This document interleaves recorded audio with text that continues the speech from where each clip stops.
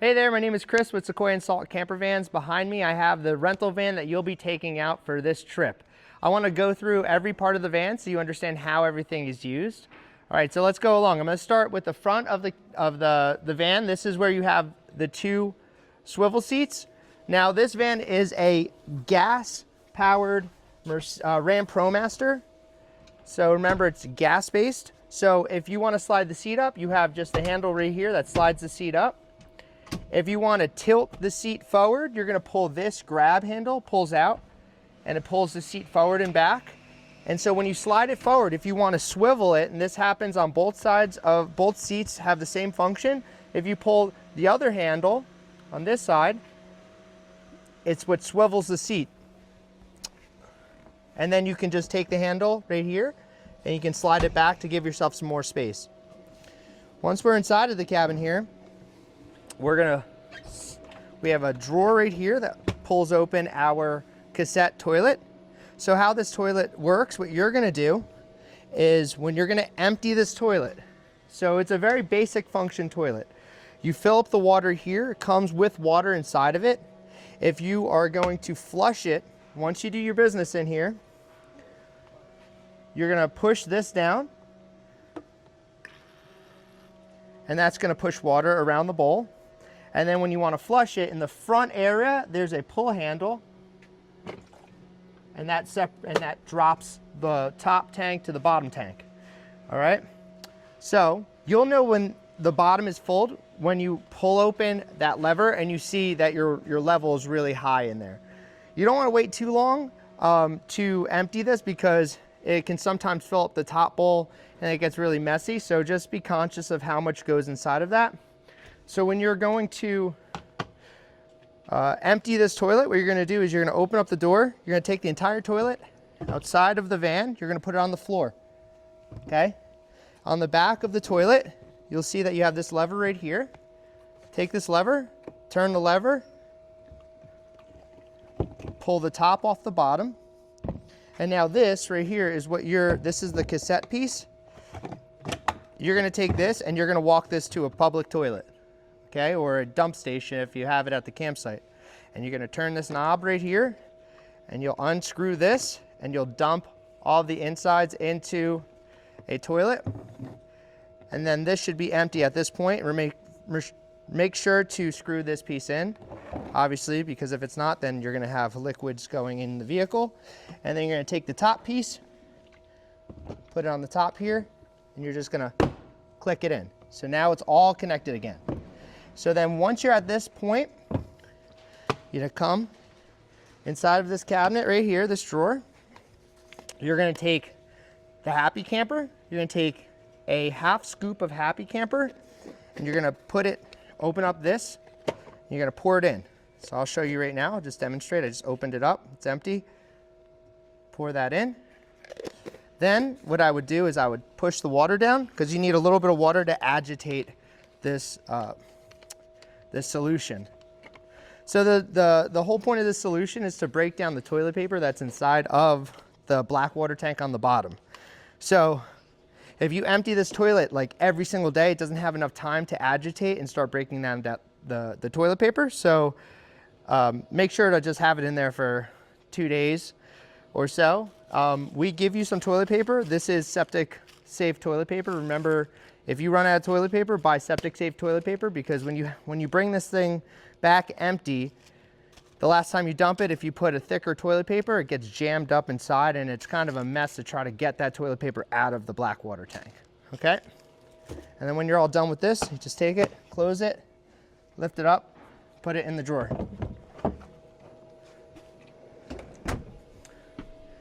So as you enter into the cabin, you'll see we have a sponge drawer in here, very basic. On the bottom, we have a garbage can. And then this van, we just left a colander that goes on the side of the sink if you want to use it when you're washing dishes, if you decide to wash some dishes. On the top side, you have your sink.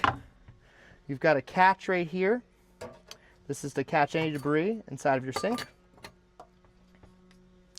So if you want to turn on the water, it will not just automatically go on. So this water does not just go on. So what you're going to do is on the side of this, I move this seat up a little bit. On the side of the seat, you have two switches. One of these switches is the water pump. The front switch is the water pump. So when you turn it on, you can hear the water pump priming. So then, now that I turned it on, this is a cold water system. So you're just going to put it in the cold water mode, and you'll have water. If you put it in the hot water mode, you're not going to see anything come out of it. It can only be used in the cold water function. Okay? And then you're going to put this back to the off position when you're done. Okay? And then, so the second switch right here has to deal with your gray water tank. So if I show you on the wall here, this van has, right now it's at 80% fresh water and has 0% gray water. So when your fresh water is at 0, then your gray water should be at 80, right? So you have 80, 0, 0, 80. So if you want to empty your gray water, you're going to go on the side of the galley and you're going to flip this switch. And when you flip that switch, it has an automatic ball valve, and it will open up and it will dump the gray water tank to the ground. Now, we believe here that gray water is really just brushing your teeth and, you know, little suds from washing dishes, even if you decide to wash dishes in this. So we are okay from our side to just dump the gray water right on the ground wherever you are. So most campsites will have no problem with that happening. It's not a lot of gray water. You know, we're only talking a 20-gallon tank. So if you use it sparingly, it will have no problem going your entire trip and bringing your van back with water in the gray tank, which is okay. We are happy to dump the gray tank here. As we move down the galley, you're going to see our induction stovetop. So what to know about an induction stovetop, you need to know a little bit about a power system. So the inverter currently is connected to shore power, okay? So what that means is on the side of the van, we give you an accessory cable that I'm going to show you in a little bit on how to plug in shore power. So, actually better yet, just follow me right now. Let's just go through it. So, on the outside of this van, this is your shore power plug. This shore power plug, we give you this plug to bring along with you on your trip, okay? So what you're going to do here is when your van is just, when this is disconnected, your van is just working off the battery power that it has in the back of the van. When you get to a campsite that if it has shore power capability, or say you go to a family or friend's house that you're going to stay over, you're going to want to plug in your van and use their power opposed to draining off of your internal batteries that you have in the rear of your van. So you would take this out of the back of the van in a compartment, and then you're going to take this and you're just going to plug it into the side of the van.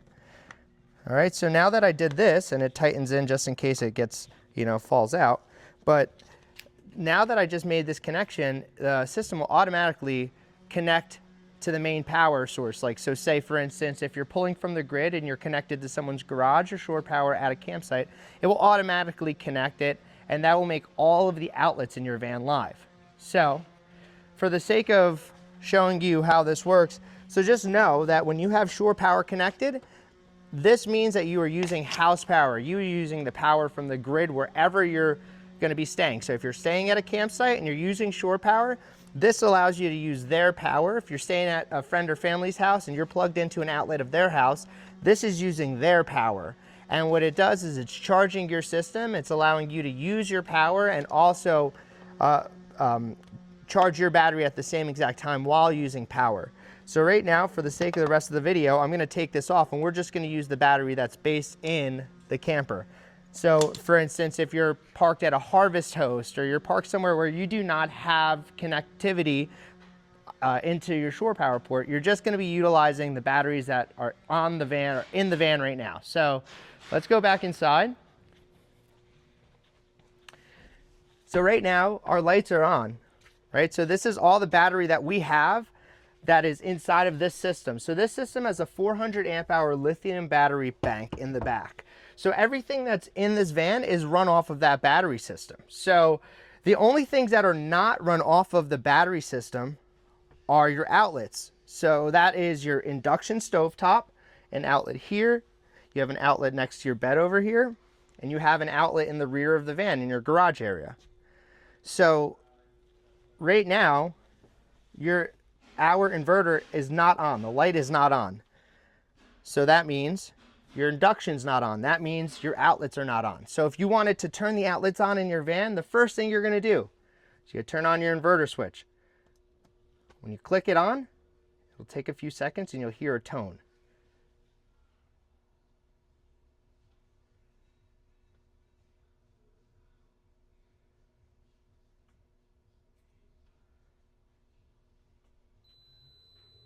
Okay, did you hear that tone? So that means that 10 seconds it took now turned on our inverter. So our inverter is now turned on so we can use all of our outlets inside of the van. Good way, an indicator to tell if your inverter's on, if you haven't looked at this green dot right here, is to click your induction stovetop. If your induction stovetop light turns on, that means that your inverter is turned on. Okay? So right now, if I click this button, which I'm gonna do, and now look down here, it's off. So our inverter is now off, and that means that our outlets are now off. So if you want to plug in your cell phone and charge it, I advise you to charge your cell phone before you go to bed, because to turn on your inverter uses battery power. It uses 4 amps per hour. So after 10 hours of that being on, it uses 40 amps out of your 400 allotment. So I would say your best bet is to just plug in, charge your phone, and when it's fully charged, turn off your inverter before you go to bed, because it's just going to be a waste of energy throughout the night while you're just sleeping. Okay? So right now, everything else inside of this entire van is powered by our rear battery system. So our 400 amp hours of lithium battery is what powers everything else. So our AC unit, our lights, our refrigerator, our heater system, everything else, these gauges, everything is connected directly to our battery system. That means 12-volt system, or we have a 12-volt battery system. Our water pump to turn on the water in the rear and in the front of the van. The only thing that this thing does right here is turn on this induction stovetop and your outlets that you have throughout the van. Okay, so moving to this system. Oh yeah, the other thing to know about an induction stovetop, 1, when you turn it on, that's when it's going to work. But 2, if you plan on bringing your own pan with you, I'm going to show you this pan right here. Can you see this? So do you see, let's see if I can get that really close. All right, so on the bottom of your pan, it has to say induction. So if your pan does not say induction, then that means it will not connect and work on top of this burner. It's a magnetic connection that this burner has with the pan to allow it to work and heat up. So if I had a different type of pan, it would not work with this. So we give you pans to use when you're camping. So if you decide to bring your own pans, just make sure they're induction ready pans. I'm going to turn this off right now for the sake of the video, just to be not using the power. Behind our galley, we have a little galley window here. To open the window, you're just going to take your hand, just slide it out like that. Nice and easy. And then you can close your screen and you can lock it right behind it. Or at nighttime, if you want to fully close it, you can lock right behind here. Okay? If we're going to do our blackout shades, you just unclip these 3. And then there's a button snap on this side right here that goes and clicks the shade straight to here. And then you have another one right on this side of the sink. Above our galleys, we're going to have our just extra storage. So we give you some paper towels, some cutlery, and some knives. So this is all stuff that will be coming with you on your trip. So, and some extra storage. Below the galley, we have our refrigerator unit. On the side of the refrigerator, you'll notice some lights here. This is the temperature gauge. So you can basically, if you click it, you can see that you can make it colder and colder. Right now, I'm just going to put it on max. If you want to, you can put it on smart. But this is going to stay nice and cold. Remember, when you're going to go on your camping trip, it's really important that you bring, cold food and put it in here to maintain the coolness. If you decide to put warm food in your refrigerator, it's going to work your refrigerator really hard on your trip, and it might not sustain the coldness right up front. So you want to make sure that you're putting some cold food in there. If you're putting stuff in the freezer, make sure it's frozen. Don't expect the refrigerator to do all the work. Okay? As we walk back in the cabin, we'll go over this section right now. So this is the power system that you see. So if you're sensitive to light, you can always click the button on the side of this power controller here, and it turns off the light. All right, so right now we are in a negative draw because we have no connection, and we're in the warehouse, so we're not seeing any, we're not getting sun to our solar panels. So we have a negative draw right now. We're at 74%, and right now we have 297 amps usable. So for you on your trip, all that you really need to make sure of is to watch this 74%. When you get to your location, you should be at 100%. And as you use your heat or your AC or your power throughout the day, you're going to start seeing that this is going to start dropping. So remember, if you are not connected to the grid, to make sure that you have the ability to recharge this, whether it's going to be driving or shore power or be in good sun. Just know that if you are going to be relying on solar, you have to have a lot of sun, and it's got to be in a good location. You do not want to, you'll see that it's not going to charge as fast as starting the vehicle and driving around. So when in doubt, if you need power, turn the vehicle on and drive around. Once the RPMs start spiking, you're going to start seeing a nice charge back to your system, and it should take your system from dead flat about 6 hours to fully charge. Underneath this is your heater system. And your heater, so your heater has a finger, I don't know, a mode to use your finger to make the heat hotter or colder. And then you're going to click the button right here. And right now, I have it on stop. But if I click it again, and you see this symbol means that your heat is now turning on. And you'll hear the engine of the heater start making a noise. You want that heater, it could take 5 minutes for that heater to really start cooking the heat. And that's because there's a whole system underneath the vehicle that's got a little motor that is exhausting outside of the vehicle, so you do not have to worry about it. If you smell some exhaust, it normally is in the early, right upon startup in the vehicle, or startup on this little motor here. And lots of times, customers might have their doors open when they start their heater. So you have to just be conscious that if you don't want to have that smell in the beginning of startup, close your doors. Once it gets hot, you'll see that it will fully stop. And then you're just going to be getting pure heat, and it's coming from this little port down here. Okay? So I'm going to just close this door just because it's getting a little loud here. All right, great. So right now, I'm going to shut this off. So when you click this button, shuts off the heater. So one of the things you have to know about this heater, every now and then there gets air bubbles in the system of this heater. So if there's air bubbles in this heater, you can just reach out to me and you can give me a call personally, and I will give you your number when you come to our location to pick up your van. And there's a process. It happens with driving around for longer periods of times with the bouncing in the vehicle. It sometimes gets air bubbles in the line. It's not anything to be freaked out about. It's pretty common. And when something like that happens, the process is the fuse in the back, which I should be able to show you right here.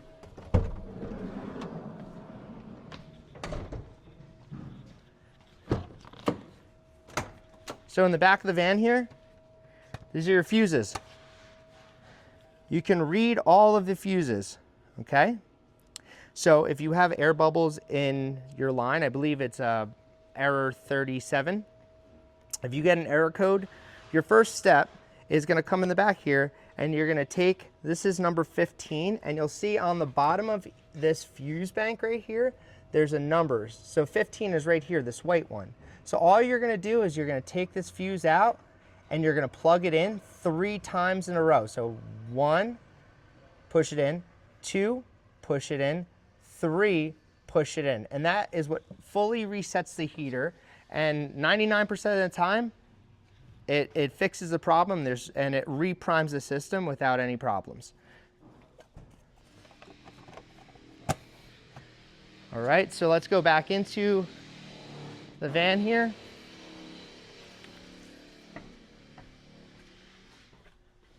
So to turn off the heater, I think I just showed you this, but to turn off the heater, you're just going to click the button, and this is heat on, that's heat off. So when heat is going to off stage, it could take 5 minutes for the engine underneath the van to fully shut down, and you might hear it ramp down, and it'll be riding consistently, and then you're going to hear it dip down. All right, in the back here, we've got our reading lights. You got off, blue is on, or blue is just blue light on, 3 is blue light and full light on, and then 4, if you hold it, it dims the light down. In the back of the van, we got some lights here, our garage lights, and then our water light. So if you click that, you open up your water compartment here, and that light controls just seeing how much water you got in your tank.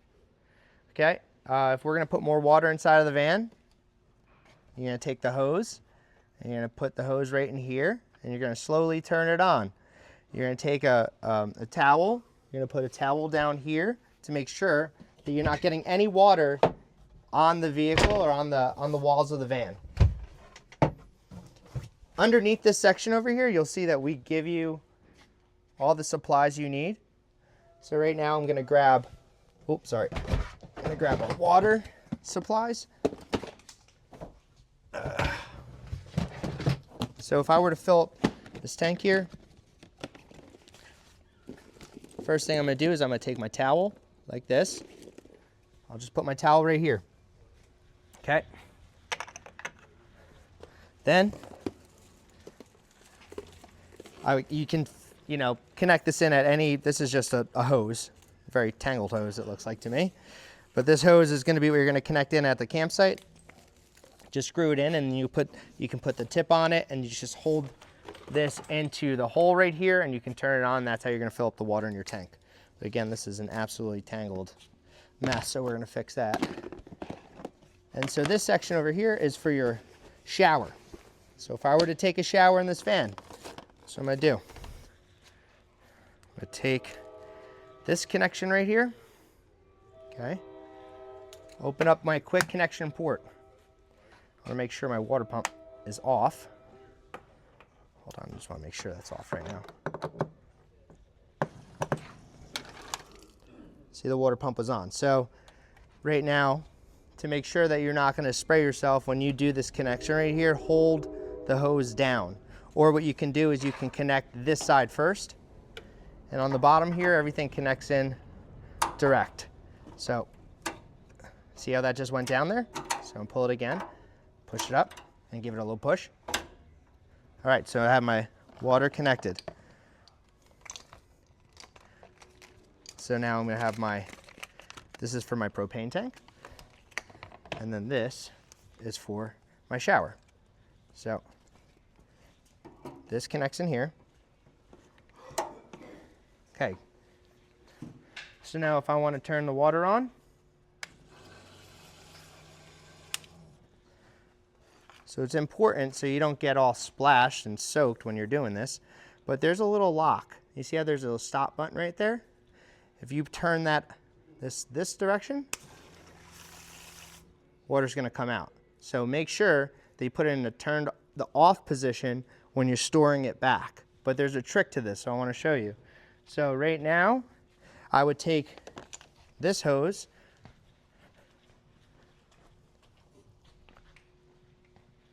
to my propane tank. I'm gonna screw this in right here. You can hand screw it. And I'm gonna take this, I'm gonna screw it in directly to my outdoor shower. Again, you can hand screw this. This does not have to be screwed with a wrench. All right. Great. And then I would turn this on. Now my propane is connected. So I would put on my gas, and this goes up to 120 degrees, so it'll get really hot. And then when you turn this on, it now connects so that you have a hot water shower. All right, so now I'm gonna disconnect my shower. So what I'm going to do is I'm going to backtrack. Turn off my gas. So then my gas is pulled away. I'm going to turn off my pump up here. All right, now that my pump is off, I'm going to come down here. I'm going to pull my red. Okay, so the thing that I want to tell you, a little trick here, is water gets stuck inside of this head unless you turn this on. So I then open up the valve. You see down here all of the water that's still stuck in this. But even if you forget this, even forget to do this, everything goes back into this box right here. And this box is going to store all of my wet stuff. So then now I'm going to disconnect. I'll disconnect this right here. So let that drip to the floor. And then you'll see if you come in close here, there's a ring right here. So you have to push this ring with your hands and it disconnects this hose. And if there's any drippings, you'll know that you have this right here. Okay? So I'm gonna put all this stuff back in, and then that is our shower system. And then we have on the outside here, we have a shower curtain. Shower curtain has these little magnets built into it. You can take these magnets and you can just connect them to the side of the van, like so.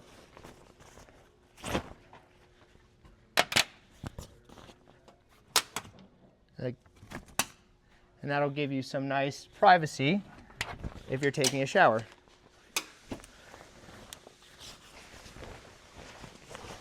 All right, so I'm going to put this down over here, and we're going to go talk about two more topics. So I showed you, so if something doesn't work right in the van, you can always come in here upon calling and reaching out to me or whoever is representing Sequoia and Salt during your rental. This is your 12-volt fuse bank. So if anything goes wrong out of your 12-volt items, which is everything minus your outlets, most of the time it's going to happen, it's going to show you a fuse might be blown from this side right here. But again, before you even pull off this panel, you're going to reach out to whoever's representing and they will walk you through this. If you plug in something that's too strong into an outlet, just like a house, you might just pop the breaker. And these are just regular breakers that you'll see in a house. So if an outlet pops, most of the time, if the fuse pops, it's right back here and you can just turn it back on because you might have plugged in something that's too strong for the power system. In the back here, you have a gear tray. What you're gonna do for the gear tray is you're gonna click this down, you can slide this out. Then when you push it back in, you'll see sometimes it gets locked in half. That's like I don't know why it has that setting, but it does. So if it's locked like that, push this down and it'll fully lock the gear tray in. So I'm gonna show you the AC unit and then we have one last thing to go over.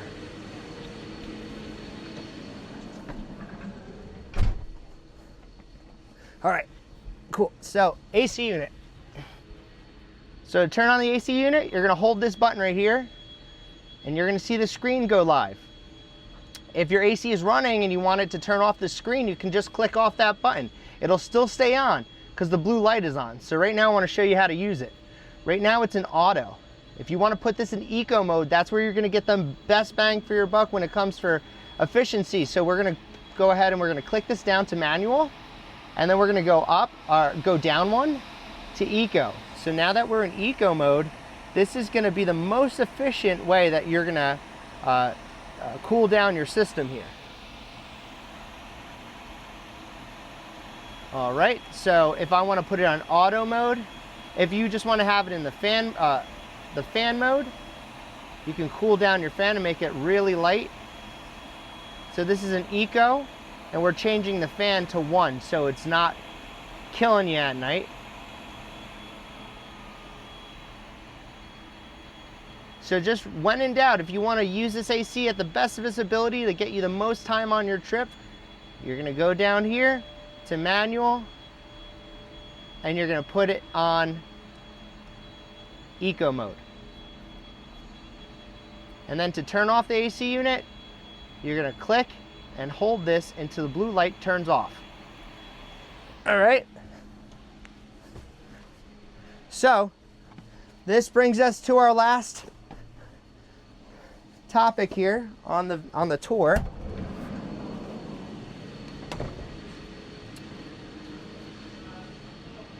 Last topic on the tour. I mean, I could say it quickly. I'm sure you guys will figure this out, but there's screens that are built into the sliding door and the rear door. You'll see that these screens come down, or they're blackout screens. So I'm just undoing the clips right now. Okay, so you can bring this all the way to the ground here, and then it blocks off everything. This top section you could use as a blackout shade, but in reality it's not actually supposed to be used as a blackout shade. This company made this so that you can have, you know, you have to maybe use a camping chair to get up here, but you add these clips to the side here, and then you have a nice rear awning on right above your bed. And then this looks like maybe the last customers did this, but this zips all the way up top, and then this can zip all the way down to the floor. All right, so the last thing we want to talk about is the awning. Unclip this. We're gonna walk out to the side here. I'm gonna close the van. So I'm gonna do the awning. So I took the awning pole. Take this, unscrew the awning.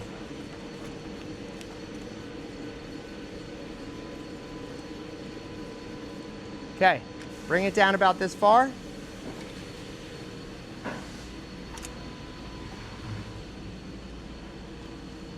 Open up these clips right here.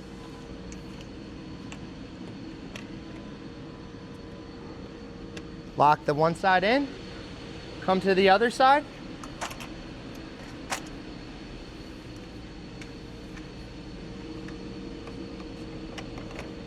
Push this, clip that side in. Okay, so now that this is in this position, I'm gonna come here, I'm gonna extend the one leg of the awning. Go pretty high on it, and then you're gonna go ahead and you're gonna do the same on this side. Okay, cool. Now that the awning's really high, you gotta tighten these down nice and tight. Then you can loosen and drop it as far as you can. You come in here and you're gonna do the same exact thing. Raise the one side and raise the other side. All right, so now this is how your awning is set up, okay? So things to know about this awning is very important. If it is raining out, you see how this awning is wet like this on the top? I don't know if you can see it, but the awning is wet on the top because the last customers that used it used in the rain. So obviously it's a great option to use in the rain, but the thing to know is when you are in the rain, make sure to pitch the awning down to one side.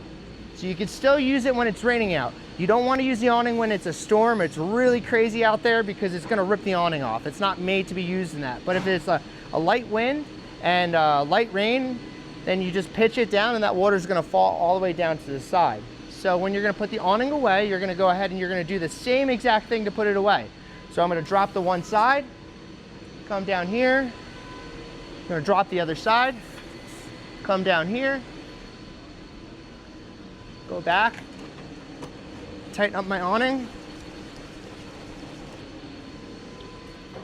go down here, drop the one side,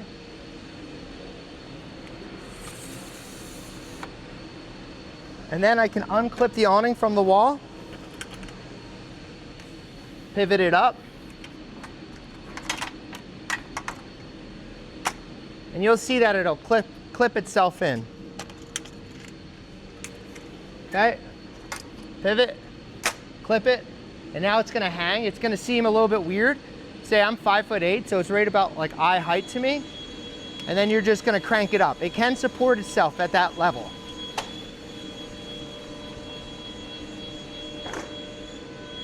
All right, And I think that's it. That concludes this video. If you have any questions, make sure to reach out to me. I'm going to give you my personal number, and if you have any problems on your trip, just reach out to me or whoever's representing Sequoia and Salt during your van rental. All right, see you later.